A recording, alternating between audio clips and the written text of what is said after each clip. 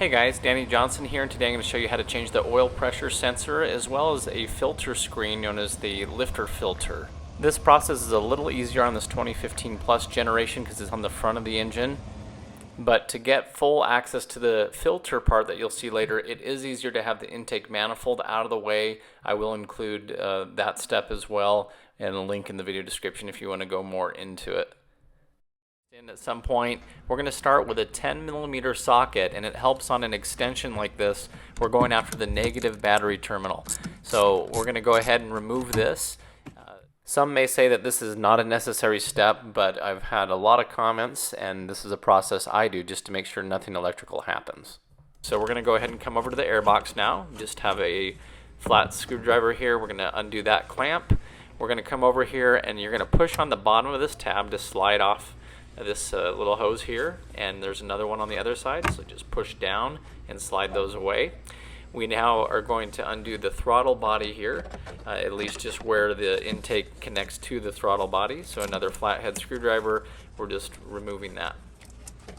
Now we can just slide this entire air box off and out of the way. For the oil pressure sensor, there's a safety tab, so we're going to push that out, and now we can pinch that tab and take the sensor off just by pulling it straight back. Next, we're going to take a 24mm socket so it can go all the way over the sensor, and we're going to go ahead and break this loose, just going counterclockwise with it. We're going to go ahead and unthread this, and this is what the oil pressure sensor looks like.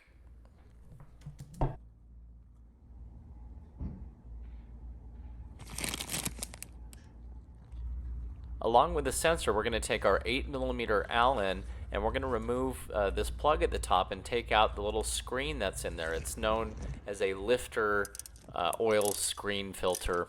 And so we're going to go ahead and remove this plug. Now with the plug removed, we can look down in and we can see our little filter down in there. And so the best way to get this one out is to get a little pick or something small and just fish it out. It is pretty loose in there once you pop it loose.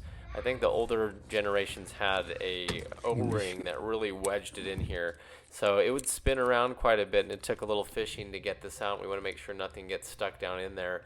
But I was able to pull this out and drop it a few more times. It did put a little hole in the screen, but I did want to make sure I did not have any kind of metal shavings in here from the lifter that had failed.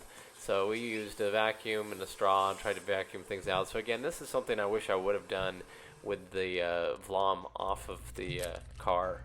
Next, we're going to drop this screen filter down in here, and we just have it going that same direction on the top. We want to make sure we don't crush it when we put the plug in.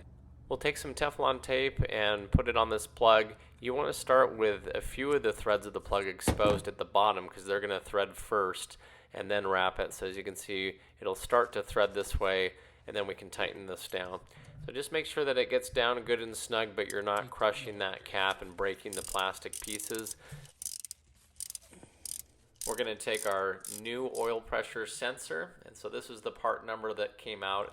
It was a little bit different. It's probably a revised part from the one that came off. So we're going to thread this one, and it already had some Teflon on. And then we took our 15/16 was the socket size.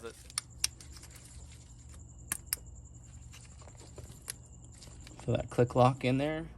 Now we can bring our airbox back in, and so we're just putting it in place and tightening it down on the worm clamps. We've got the one over here as well. We did not take out the mass airflow for this video, but I have to show you plugging this in or it's going to drive me crazy. So I'm just going to plug this back in. For our vacuum hoses, we just push them from behind here until they click into place. Have one on each side here.